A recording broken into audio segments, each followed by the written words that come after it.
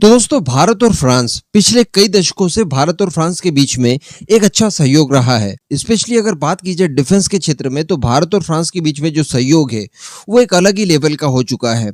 यहाँ तक कि फ्रांस को भारत के लिए दूसरा रशिया तक कहा जाने लगा है। यानी कोई भी डिफेंस इक्विपमेंट वगैरह हो, हम लोग प्रेफर करते हैं कि वो फ्रांसीसी हो। न केवल इनके ऊपर हमारी पकड़ अच्छी है, बल्कि फ्रांस द्वारा निर्मित कोई भी हथियार हो वो काफी अच्छा परफॉर्म करता है। सबसे बड़ा एग्जाम्पल अगर हम लोग देखें तो रफाल और मिराज का ले सकते हैं। मिराज इतने सालों पुराना होने के बावजूद आज भी भारतीय वायुसेना की पहली पसंद बना बैठा है।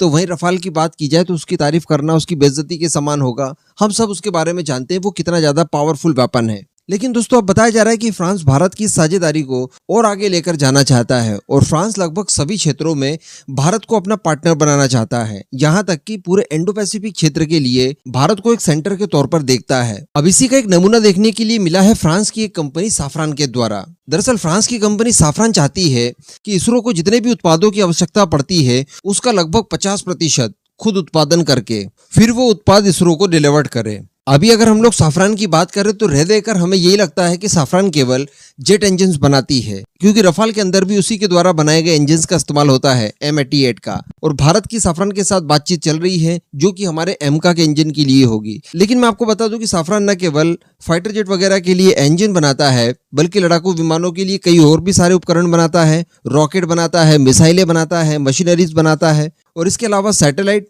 और ट्रैकिंग सैटेलाइट के क्षेत्र में भी कई सारी सेवाएं प्रदान करता है। तो कहने का मतलब ये कंपनी एक पूरा पैकेज है जो कि कई सारे क्षेत्रों में एक साथ काम करती है।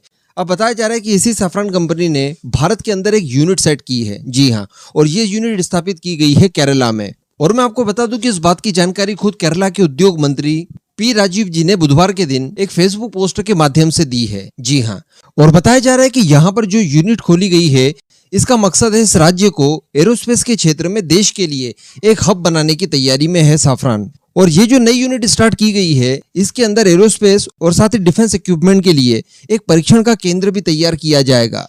और इसके अलावा भी साफरान ने कई सारे प्रोविजन इस यूनिट को लेकर रखे हैं, जैसे कि पूरे इंडो पैसिफिक क्षेत्र के लिए इसी यूनिट को अंतरिक्ष परीक्षण केंद्र में बदला जाएगा। इसके अलावा बताया जा रहा है कि यहाँ पर असेंबली और मैन्युफैक्चरिंग इन सब की भी शुरुआत होगी। यानी साफरान के द्वारा जो भी स्पेस प्रोडक्ट बनाए जाते हैं उन सभी को यहाँ पर असेंबल भी किया जाएगा और कंपोनेंट्स की मैन्युफैक्चरिंग वगैरह भी की जाएगी। और इसके पीछे साफरान का जो सबसे बड़ा मकसद है वो ये है कि वो भारत के इसरो के लिए कुल जरूरत का 50% उत्पाद खुद बनाकर प्रोवाइड करे। कारण यही है कि इसरो इस क्षेत्र में बहुत आगे है। इसरो को बहुत सारे उपकरणों की, बहुत सारे उत्पादों की जरूरत पड़ती है और अगर ये सारी जरूरतों को पूरा करने के लिए साफरान मैन्युफैक्चरिंग करेगा तो इसमें उसे बहुत तगड़ा फायदा हो सकता है। वैसे मैं आपको बता दूं कि साफरान कई सारे क्षेत्रों में पहले भी भारत के अंदर निवेश कर चुका है और भारत के अंदर कई सारी मैन्युफैक्चरिंग यूनिट्स भी सेटअप कर चुका है।